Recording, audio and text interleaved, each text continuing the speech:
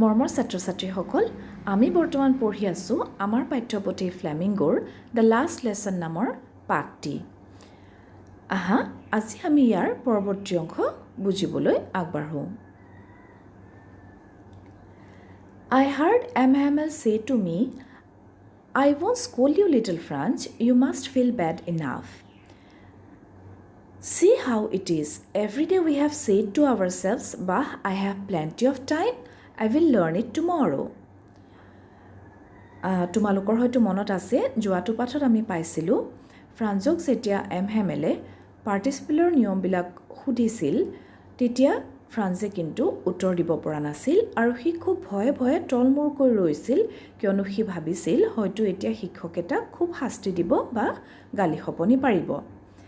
এতিয়া আমি পাইছোঁ মই শুনিলোঁ এম হেমেলে মোক ক'লে I won't scold you, little Franz. মই তোমাক গালি নাপাৰোঁ অকমানি France. You must feel bad enough. তোমাৰ নিশ্চয় যথেষ্ট বেয়া লাগিছে। See how it is. চোৱা এইটো কেনেকৈ হ'ল। Every day we have said to ourselves. সদায় আমি নিজকে কৈ আহিছোঁ বাহ I have plenty of time. বাহ মোৰ হাতত plenty of time. যথেষ্ট সময় আছে। I will learn it tomorrow. মই এইটো কাইলৈ পঢ়িম বা কাইলৈ শিকিম। And now you see where we have come out.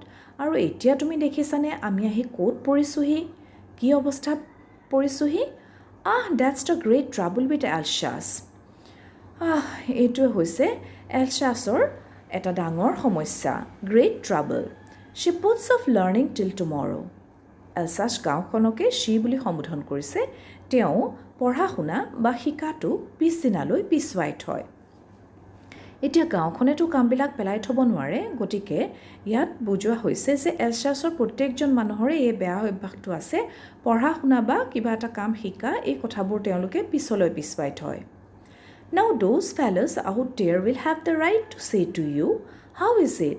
You pretend to be Frenchmen and yet you can neither speak nor write your own language. এতিয়া সেই মানুহবোৰে those fellows বুলি জাৰ্মান বা প্ৰুছিয়ান সকলৰ কথা কৈছে এতিয়া সেই মানুহবোৰে আহি তোমালোকক ক'বলৈ পাৰিব যে কেনেকুৱা কথা এইটো তোমালোকে নিজকে ফ্ৰেঞ্চ বুলি ভাওজোৰা প্ৰেটেণ্ড শব্দৰ অৰ্থ হৈছে ভাওজোৰা বা নিজকে তোমালোকে ফ্ৰেঞ্চ বুলি কোৱা আৰু তথাপি দেখোন তোমালোকে নিজৰ ভাষা ক'ব বা লিখিব নাজানাই but you are not the worst poor little France কিন্তু তুমি আটাইতকৈ বেয়া নহয় অকমানি ফ্ৰান্স অকল নিজকে দোষী বুলি নাভাবিবা We have all a great deal to reproach ourselves with. এই ক্ষেত্ৰত আমাৰ সকলোৰে নিজকে ৰিপ্ৰচ মানে গালি পাৰিবলগীয়া বা জগৰীয়া কৰিবলগীয়া বহুত কথাই আছে Your parents were not scarce enough to have you learn. তোমালোকৰ মা দেউতায়ো তোমালোকক শিকিবলৈ বা পঢ়িবলৈ পঠাবলৈ খুব বেছি আগ্ৰহী নাছিল They preferred to put you to work on a farm or at the mills so as to have a little more money. তেওঁলোকে প্ৰেফাৰ কৰিছিল প্ৰেফাৰ পিছত সদায় প্ৰিপজিশ্যন টু লাগে তোমালোকে মনত ৰাখিবা আৰু প্ৰেফাৰ কৰা মানে অধিক গুৰুত্ব দিয়া তেওঁলোকে পঢ়া শুনাতকৈ বেছি গুৰুত্ব দিছিল কিহত তোমালোকক কোনো ফাৰ্ম খেতি বাতিতে হওক বা মিল কল কাৰখানাতে হওক কামলৈ পঠোৱাতহে গুৰুত্ব দিছিল যাতে আৰু অলপ বেছি টকা পইচা উপাৰ্জন কৰিব পাৰে And I আৰু মই মানে কোন যেহেতু ইয়াত কথাখিনি এম হেমেলে কৈ আছে বৰ্তমান মই মানে হৈছে এম হেমেল I have been to blame also মোৰ নিজৰ গাতো বহুত দুখ আছে blame মানে দুখ বা জগৰীয়া Have I not often sent you to water my flowers instead of learning your lessons মই জানো প্ৰায়ে তোমালোকক পঢ়োৱাৰ সময়ত বাগিচাৰ ফুলনিত পানী দিবলৈ পঠিওৱা নাছিলোঁ And when I wanted to go fishing Did I not just give a holiday?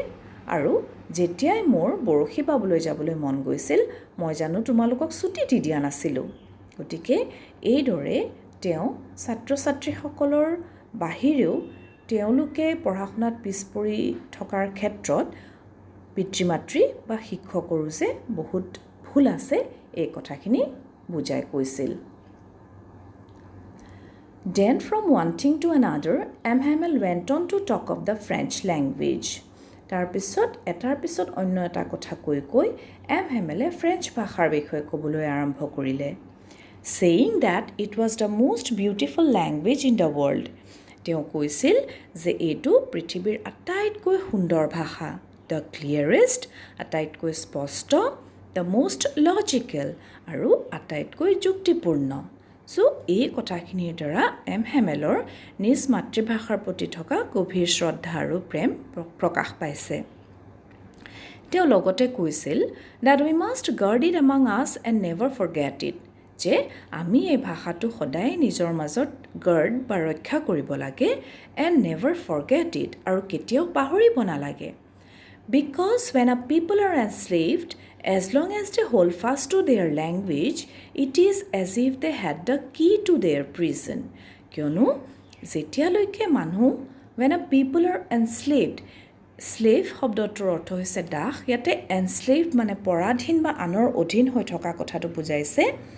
যেতিয়া মানুহ আনৰ অধীন বা পৰাধীন হয়, as long as they hold fast to their language, যেতিয়ালৈকে তেওঁলোকে নিজৰ মাতৃভাষাক ধৰি ৰাখে, নিজৰ মাজত বচাই ৰাখে, তেতিয়া কি হয়, it is as if they had the key to their prison.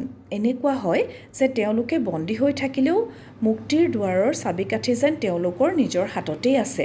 তেওঁলোকৰ যেন মুক্তিৰ বাট কিছু হ'লেও খোলা আছে, মুক্তিৰ পথ খোলা আছে কিছু পৰিমাণে, এনেধৰণৰ লাগে আচলতে, এনেধৰণৰ হয়।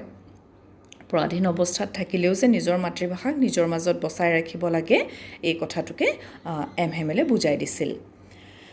Then he opened a grammar and read us our lesson. তাৰপিছতে তেওঁ গ্ৰামাৰৰ কিতাপ উলিয়াই পেলাই আমাক আমাৰ পাঠ পঢ়ুৱাবলৈ আৰম্ভ কৰিলে। তোমালোকক ক'বলৈ থাকি গ'ল, প্ৰিজন মানে হৈছে জেইল বা কাৰাগাৰ। I was amazed to see how well I understood it. All he said seemed so easy, so easy.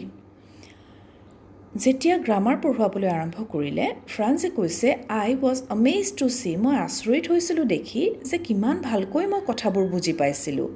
তেওঁ যিবোৰ কথা কৈছিল, কথাবোৰ ইমান সহজ লাগিছিল, so easy, so easy.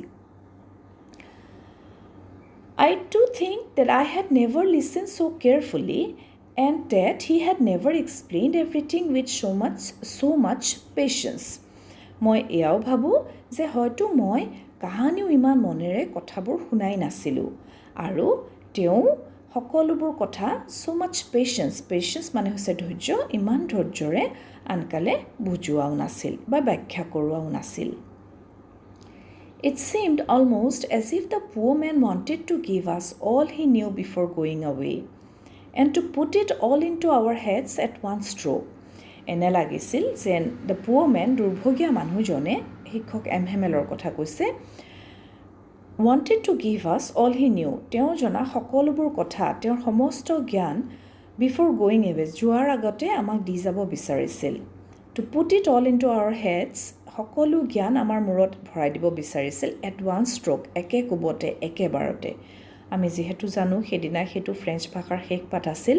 M হেমেলে যিমান পাৰে ল'ৰা ছোৱালীখিনিক শিকাই যাবলৈ চেষ্টা কৰিছিল, আৰু ছাত্ৰ ছাত্ৰীসকলেও ফ্ৰান্সৰ দৰে কথাবোৰ খুব মনোযোগেৰে শুনিছিল, আৰু সেয়েহে আমি বুজিব পাৰিম নিশ্চয় কিয় সেইদিনা ফ্ৰান্সে কথাবোৰ ইমান সহজতে বুজি পাইছিল। After the grammar, we had a lesson in writing. That day, M. Hamel had new copies for us, written in a beautiful round hand, France Alsace.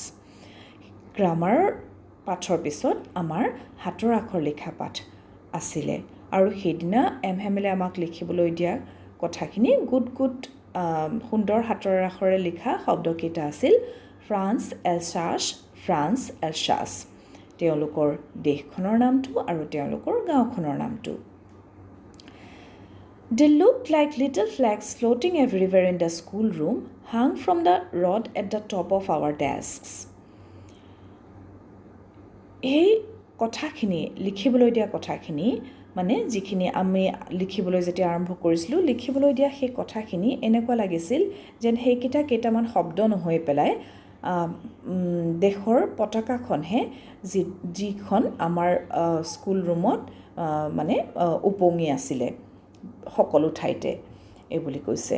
তো এই কথাটোৰ দ্বাৰা বা এইখিনিতে আমি বুজিব লাগিব যে ফ্ৰান্স এলচাছ সেইদিনা শিক্ষক এমহেমেলে লিখিবলৈ দিয়া কথাকেইটাও আছিলে নিজৰ দেশখনৰ নামটো, নিজৰ গাঁওখনৰ নামটো। গতিকে ইয়াতেই এটা মানে দেশপ্ৰেমৰ ভাৱ, দেশৰ প্ৰতি বা গাঁওখনৰ প্ৰতি, নিজৰ মাতৃভাষাৰ প্ৰতি সেই ভালপোৱাৰ, সেই প্ৰেমৰ ভাৱটো মানে ফুটি উঠিছে। আৰু গোটেই ক্লাছৰুমটোত সেই ভাৱটোৱে, তাৰমানে দেশভক্তিৰ ভাৱটো, দেশপ্ৰেমৰ ভাৱটো নিহিত হৈ আছিলে।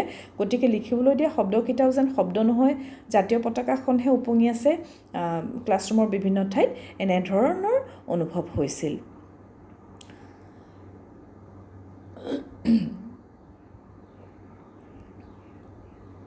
You ought to have seen how everyone set to work and how quiet it was. তোমালোকে দেখিব লাগিছিল কেনেদৰে সকলোৱে কামত লাগিছিল সেইদিনা আৰু কিমান নিস্তব্ধ নীৰৱ এটা পৰিৱেশ আছিলে। The only sound was the scratching of the pens over the paper. একমাত্ৰ শব্দটো শুনিবলৈ পোৱা গৈছিলে কাগজৰ ওপৰত কলমেৰে লিখাৰ খচখচ শব্দটোহে। Once some beetles flew in, but nobody paid any attention to them, not even the littlest ones.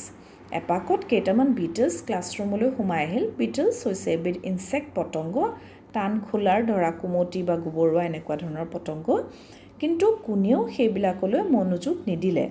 Not even the লিটলেষ্ট ওৱানছ, আটাইতকৈ সৰু ল'ৰা ছোৱালীকেইটায়ো সেইফালে ঘূৰিয়েই নাচালে বুলি কৈছে। কাৰণ অন্য সময়ত হ'লে হয়তো সৰু ল'ৰা ছোৱালীবিলাকে আমি জানো যে পঢ়া শুনা কৰি থকা সময়ত বা ক্লাছৰুমত থকা সময়তে হওক, কিবা এটা যদি বেলেগ বস্তু, চৰাই এজনীয়ে হওক, বেলেগ যদি সোমাই আহে তেওঁলোকে সেইটোলৈহে মন দিব। কিন্তু সেইদিনা তেনেকুৱা ঘটনা ঘটা নাছিলে। সিহঁতি যদিও ছবি আঁকি আছিলে, who worked right on tracing their fish hooks as if that was French too, কিন্তু ছবি আঁকি থাকোঁতেও তেওঁলোক যেন মানে আঁকি থকা বস্তুটো ফিছিং ৰড বা ফিছ হুকছ, বৰশী কথা কয়। ফিছিং ৰড মানে বৰশী আৰু মূৰত থাকে ফিছ হুক। তেওঁলোকে আঁকি থকা ছবিটোও যেন ফ্ৰেঞ্চ, এনেদৰে তেওঁলোকে মানে কামটো কৰিছিল মন পুতি। On the roof the pigeons could very low', ছালত, স্কুলৰ মুধচৰ কথা কৈছে, ঘৰৰ ছালত, স্কুল ঘৰৰ ছালত পিজনছ কুড ভেৰি ল', কপৌবিলাকে খুব মানে সৰু মাতেৰে মাতিছিল। And I thought to myself, আৰু মই নিজকে সুধিলোঁ, মনতে ভাবিলোঁ, will they make them sing in German even the pigeons, এতিয়া সিহঁতি আকৌ এই পিজনছবিলাককো, মানুহকতো বাধ্য কৰিছে নিজৰ মাতৃভাষা এৰি অন্যৰ মাতৃভাষা, অন্যৰ ভাষা আঁকোৱালি ল'বলৈ, অন্যৰ ভাষা শিকিবলৈ, কিন্তু চৰাই চিৰিকটিবিলাককো সেই কামটো কৰিবলৈ বাধ্য কৰিব নেকি? তেহেঁতিও আকৌ জাৰ্মান ভাষাতহে গীত গাব লাগিব নেকি? এইটো ভাৱ মনলৈ আহিছিল। ছ' এই কথাটোৰ দ্বাৰা ফ্ৰান্সৰ যি খং, বিৰক্তি আৰু অসহায় অৱস্থা, নিজৰ মাতৃভাষাক এৰি অইন ভাষা পঢ়িবলৈ ল'ব লাগিব, এই কথাটো প্ৰকাশ পাইছে। মই দুটা শব্দ হাইলাইট কৰি দিছোঁ, ফ্ৰান্স আৰু ফ্ৰেঞ্চ। খুব মনত ৰাখিবলগীয়া কথাটো হৈছে এইটো যে FRANCE ফ্ৰান্স, যেতিয়া আমি দেশখনৰ কথা কওঁ তেতিয়া আমি ফ্ৰান্স বুলি কওঁ। আৰু ফ্ৰেঞ্চ FRENCH ফ্ৰেঞ্চ, যেতিয়া সেই ফ্ৰান্স দেশত বাস কৰা মানুহবিলাকৰ কথা ক'ম তেতিয়া হ'ব ফ্ৰেঞ্চ পিপল, ফ্ৰেঞ্চমেন। আৰু যেতিয়া আমি ফ্ৰান্সত থকা মানুহবিলাকে কোৱা ভাষাটোৰ কথা ক'ম তেতিয়া হ'ব ফ্ৰেঞ্চ লেংগুৱেজ। তাৰমানে হ'ল কি, দেশখনৰ নামটো হৈছে ফ্ৰান্স, কিন্তু ফ্ৰেঞ্চ মানুহ আৰু ফ্ৰেঞ্চ ভাষা, কথাটো মনত ৰাখিবলগীয়া। যেনেদৰে আমাৰ দেশখনৰ নামটো হ'ল ইণ্ডিয়া, কিন্তু ইণ্ডিয়ান পিপল আৰু ইণ্ডিয়ান লেংগুৱেজেছ, গতিকে পাৰ্থক্যটো মনত ৰাখিবা। ইমানতে আমি আজি পাঠটো সামৰিছোঁ আৰু যোৱাবাৰৰ MCQৰ আনচাৰ লগতে তোমালোকলৈ বুলি নতুন এটা মাল্টিপল চইচ কুৱেশ্যন দিলোঁ। আশা কৰিছোঁ তোমালোকে উত্তৰটো কমেণ্ট বক্সত দিবা। Thank U.